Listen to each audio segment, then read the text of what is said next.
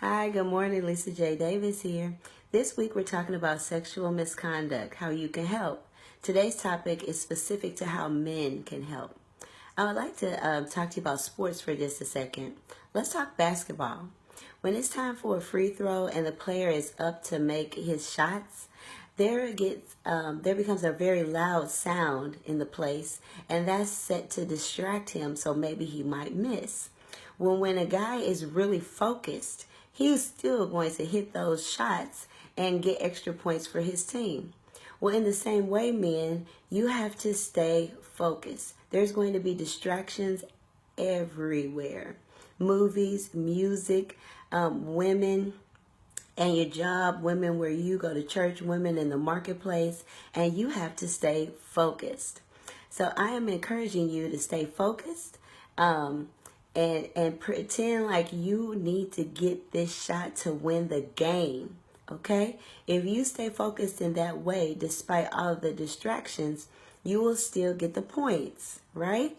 And that's a good thing. The other analogy I have is that it's like water and sweet tea. Well, sweet tea is not the best for you, but water is very good for you. And water represents the pure woman that God has for you. And the sweet tea represents all the other choices. And sometimes we're used to that dissolved sugar. We don't see the sugar, but it's the effects of that sugar in our body that makes it to be not the healthier choice. So what I'm asking for you to do, men, is to get focused and to choose water instead of sweet tea. I'm Lisa J. Davis. I believe I am helping you to find your moment. Please comment, like, and share, and feel free to go back and watch the replay of the Facebook Live last night. Thank you, and take care. Hi, Lisa J. Davis here. We are talking this week about sexual misconduct, and today's post is about how women can help. Women can help in three ways. One, with the things we post on social media.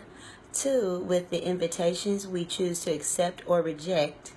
And three, how we dress. So let's talk about social media. With our social media, people are watching. I saw a couple talking about how to prepare for being married, and they were saying that women have to be especially careful about the types of posts that they pick, because your potential person may be looking at the things you're posting. And do they see you as wife material? Or do they see you as a one-night stand material, someone that they could just use? We also can help as women based upon the invitations we receive to meet men at hotels or out for drinks, or even just, for dinner to talk about the next business deal, or, meeting up for prayer. We have to be really careful that the person's heart is in the right place, and that we are not putting ourselves in positions to be compromised based on flattery or based on, looks or a status of a person. If we're married, we want to be careful that we're not seeking out invitations because we're hurting. If we're not married, we want to be careful not to seek out invitations by married men, or to seek out married men because they're our friends and they give good advice. We need to seek advice from other women, not someone else's husband. And then we also, if we're single and we're not, we're seeking out someone else who is single, we want to make sure that's the best fit for our goals and our purpose and our destiny in life, right? All right. And then number three, women can help because we can pay attention to how we dress. I really do believe in women looking beautiful and flattering. But I believe in the quote that says women should dress tight enough to look like a woman, but loose enough to show I'm a lady. Okay? So the idea is to look great, to look fashionable, but not to look revealing and suggestive. When we try to look sexy, what does that say to the younger generation of girls behind us? And what does that say to, the men? What kind of men are we attracting when we're doing these things? there are, appropriate times to be sexy, but that's behind closed doors, with, someone you've made a covenant with, and who's made a covenant with you, someone who's put a ring on it, okay? So, I know this is hard information. It's not popular, but I am praying that you will please have an open heart. And I in no way intend to be someone who's bringing condemnation, but I do pray that I am helping to bring conviction. I love you. More importantly, God loves you. And I do believe I am helping you to find your moment. Have a very blessed Friday. And please comment, like, and share. Thank you. Hi, Lisa J. Davis here. Today is a Wednesday, and I hope you join me tonight for Facebook Live. We are at 9 o'clock Central Standard Time. We are talking this week about sexual misconduct and how you can be part of the solution. For Wednesday's topic, we are dealing with the difference between love and lust. The Bible says God is love. So that would mean to me that everything he says that is not appropriate for relationships and creating relationships and sex would have to fall under lust. Love is God. And so love is about giving. Love considers others, and love is selfless. On the other hand, lust is selfish, does not consider others, it considers self. So if we're in relationships where we are hurting ourselves or others, that is a relationship of lust and not love. If you are married, you have to be considerate of your spouse, even if it's a difficult marriage. I probably get mad at my husband at least once or twice a week. And, I'm not saying that's common or it's not common. But I'm telling you, I'm coming from a place of making breakfast when I don't want to for someone I'm mad at, or, doing all kinds of things out of consideration for him, even if it's difficult. Well, why would I do that? Because marriage is about love and not lust. If I was trying to, seek revenge, then I would say, okay, well, if you can do that, I can do that too. And then we would be playing a game of, you did it, so I'm going to go out and do it too. My marriage has been attacked with adultery. And so, yes, I care very deeply about the subject this week. I actually wrote a book about it as well, Getting Back My Wife Esteem. But the point is that I understand what it's like to feel, well, if you're doing wrong, then I can go out and do wrong too. But that's a game, and God is not into playing those kind of games. God is into restoration, and I want restoration from God. So I can't play a game because I've been in a difficult marriage or I'm in a difficult marriage. If you're single, we can't play around with lust because we're preparing for love. None of us really want a relationship of lust. Then we're getting involved in the things that I wanted rather than something that God wanted for me.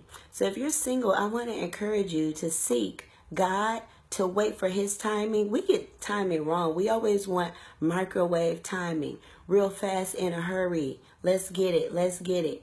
And God is like, well, if I make you wait, maybe I'm making you wait because I have something better.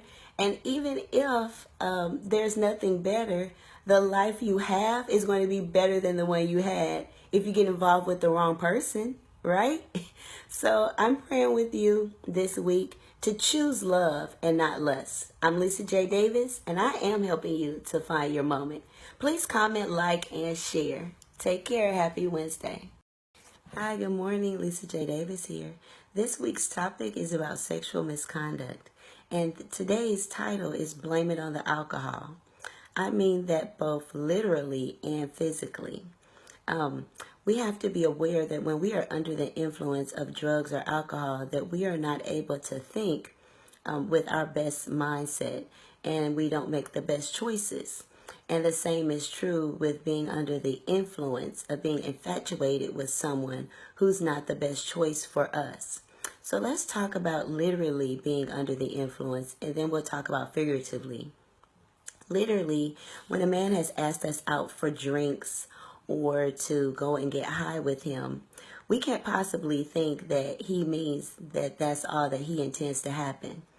And when we have been wooed, figuratively, so to speak, under the influence of attraction, we have to be mindful of asking others to come in and help us to take notes about this individual and give us insight on what they think, because we're going to look at that person with rose-colored glasses.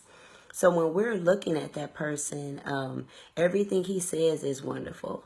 The way he looks is wonderful. The way he dresses is wonderful. The way he touches you, ooh. But other people may be able to discern something about that person that your rose-colored glasses won't show you. It will save you a lot of trouble in the end. We know, from just people that we're familiar with, people in society, that many of us get caught up in relationships and end up in the bed with people we later hate. And it doesn't matter how fine he is. Everybody's like, I don't even understand why y'all broke up. But you know, because there were things that you didn't know before that you know now, and they really weren't worth that time in bed. So we wanna be smart about starting today and moving into our future about who we are allowing ourselves to get attracted to. If you choose to drink and get high, of course, that's a choice that you're making. But I just want to encourage you not to do so. If you're going to do that, not to do so with someone who will end up taking advantage of you, because it really can get blamed on the alcohol, that you're not even aware of what necessarily happened. And that should not happen to you unless someone spikes your drink. And in that case, you have to be aware of character, again, of the person you're with, so that you're not attracting people who would even consider spiking your drink. And people can be so slick, and they can pretend to be someone they're not. That's why I'm asking that you invite other people in to give you their opinion. And sometimes the more people tell us that person is not right for us, the more we want the person. But I'm asking us to grow up and really start to consider if that input is necessary. I'm Lisa J. Davis. I'm helping you to find your moment. Please like, comment, and share. Thank you. Good morning, Lisa J. Davis here. We're talking this week about sexual misconduct, how you can be part of the solution. And so today's topic is called church, work, and the marketplace. Why are these the three places that we have to be careful and be mindful about how we're conducting ourselves? Because church is a place where the ratio of men to women is that women far outnumber the men. And work, because we spend most of our time at work. And the marketplace, because we're in the marketplace and we're meeting all kind of fun and different and unique people. And if someone catches us at just the right moment, we may think this is our soulmate. And we just have to guard ourselves and be watchful. Again, the church is a place that has long been a place that's not just for people who want to serve God, but a hospital, so to speak, of souls. And so we're all going with some form of brokenness to a place together, and we're around each other a lot. And some of us come without our spouses if we're married, or without our relationship partner. And we could be tempted to think that there's someone else that's more spiritual, that will be more along our fit, when indeed that's really not the place for us to be building relationships when we're married. And if we're single and we're hurting, it's not a good idea to hook up with someone else's spouse or think that God will want us to be with someone who we barely know just because they go to church with us. In the workplace, again, we're there so long as such a big part of our day that we have to be careful about how we're spending our lunch times, the little small conversations we're having during breaks or during work times, and how we're entertaining people that we know we're attracted to or that we feel may be attracted to us. Everything starts off small and innocent, but we don't want it to snowball into something that would hurt us or hurt others. And then again, in the marketplace, we have to be careful with people who are saying things like, are you married? And then if you say yes, then the next question is, are you happy? As if that's an okay question, but it is not okay. That person lacks character. And so I'll be praying with you all this week about sexual misconduct and how we can actually be part of the solution. We don't have to fall for the okie doke, because really behind all of it is the idea that there's this evil force, and he's called the devil, and he's trying to trip us up, trying to trip other people up, and he's either trying to bring seducing spirits to us through other people, or bring seducing spirits through us to other people. So I'll be praying with you this week for healthy sexuality, healthy relationships, and I'm specifically addressing relationships between men and women that are meant and sent to destroy us and not to heal and help us. And I am Lisa J. Davis. I hope you'll join me all week, and especially for Facebook Live on Wednesday. I am helping you to find your moment.